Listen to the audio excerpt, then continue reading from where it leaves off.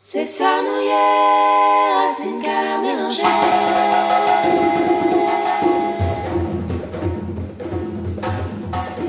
Bonsoir, bonsoir, chers auditeurs, chères auditrices. Vous êtes dans l'émission de l'Union sur Radio Sophia Attitude avec Jasmine Allegro, comme tous les mercredis. Je suis contente de vous retrouver. Aujourd'hui, j'ai avec moi Grégory qui est passé me voir à mon showroom à Sainte-Anne. Je suis vraiment contente. De manière générale, on se voit le mardi matin avec Grégory sur la plage de Sainte-Anne pour du coaching sportif. Depuis le mois de janvier, il me fait un peu souffrir, j'admets, mais c'est pour mon bien.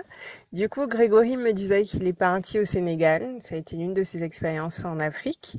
Alors Grégory, ma question de ce mercredi serait quel rapport entretiennent les gens avec leur corps?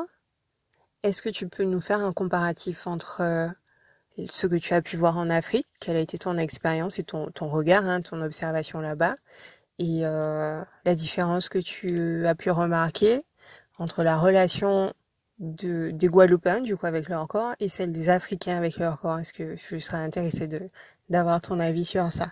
Bonsoir Jasmina, et merci de me recevoir dans ton showroom. Alors je ne parlerai pas de l'Afrique d'une manière générale, puisque c'est un continent qui est très vaste. Par contre, j'ai eu la chance d'aller au Sénégal en 2017. J'étais plus précisément à Dakar. Ça a été un voyage très intéressant, très instructif, riche en partage surtout. Et au risque de surprendre peut-être certaines personnes, je n'ai pas senti de grandes différences pour le temps que j'y suis resté sur le rapport au corps entre ce que j'ai l'habitude de vivre en Guadeloupe ou même dans l'Hexagone. Par rapport aux gens là-bas, j'ai senti je me suis senti vraiment comme chez moi en fait quelque part. Je me suis même demandé un moment, est-ce que c'était pas étrange que je sois aussi à l'aise dans un pays étranger où je n'ai jamais mis les pieds de ma vie.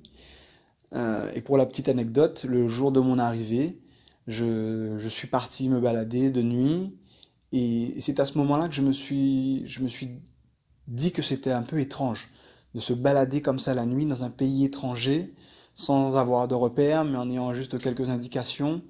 Et donc je suis parti dans une très grande réflexion qui m'a amené un petit peu loin, mais on va pas faire de digression. Alors par contre, il y a quelque chose qui m'a beaucoup intéressé, qui est lié directement à mon activité de coach sportif. C'est que j'ai vu qu'il y avait des installations, un grand nombre d'installations sportives en plein air disponibles à la population, pas loin des plages, même sur les plages pour certains endroits, mais en vraiment très grande quantité, équipées de luminaires solaires pour quand la nuit arrive, qu'on puisse s'exercer en toute sécurité.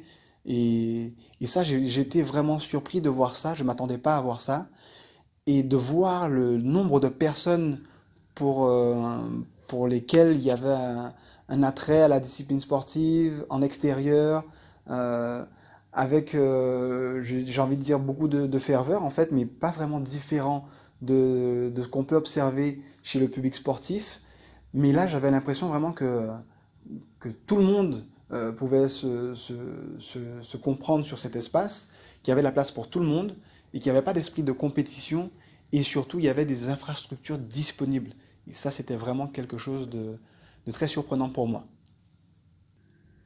Pas parce que j'étais dans un pays africain, mais justement parce que je me suis dit que cet engouement qu'il y a autour de la remise en forme, des activités physiques, où qu'on soit dans le monde, ben, il y a cet engouement qui se trouve partout, mais vraiment partout.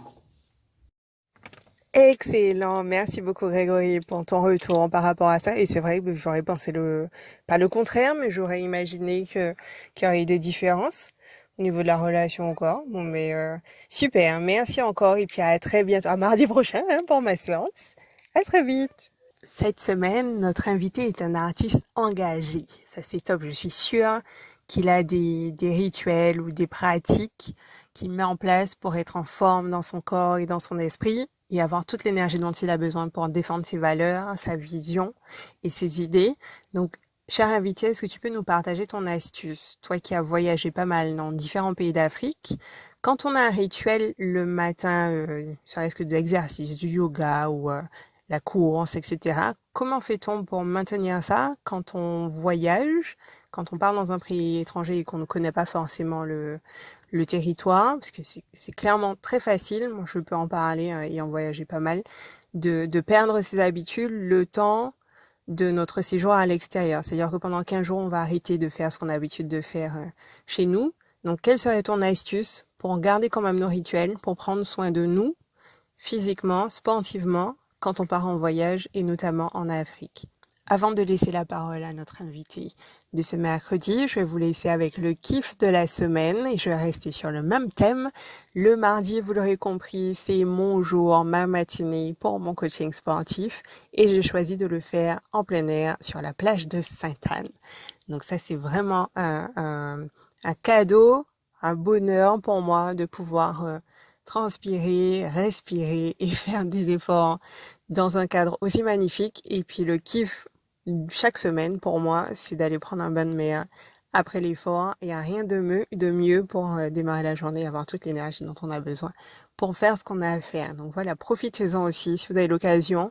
Faites du sport en extérieur, il n'y a rien de mieux. En plein air, on a des paysages magnifiques en Guadeloupe. Prenez soin de vous et on se retrouve mercredi prochain. C'était Jasmina dans l'émission de l'Union sur Radio Sophia Altitude. Merci Jasmina Legros en direct de son showroom à Sainte-Anne. Alors Blade Mikey, tu as entendu. Jasmina, elle t'a posé une question et elle te demande ton astuce, ton rituel pour garder la forme quand tu voyages dans un pays étranger, notamment en Afrique. Oui, pour répondre à Jasmina, je pense que la première préparation, c'est la préparation mentale.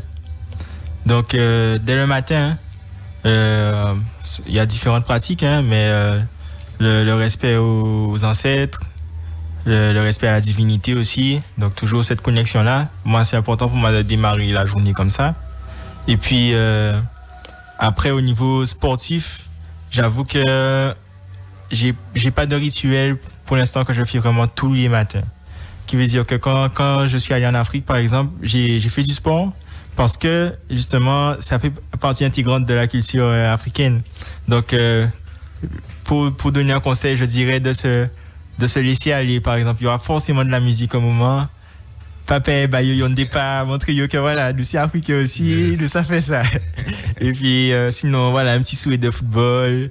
Il y a des choses qui se passent forcément sur le continent.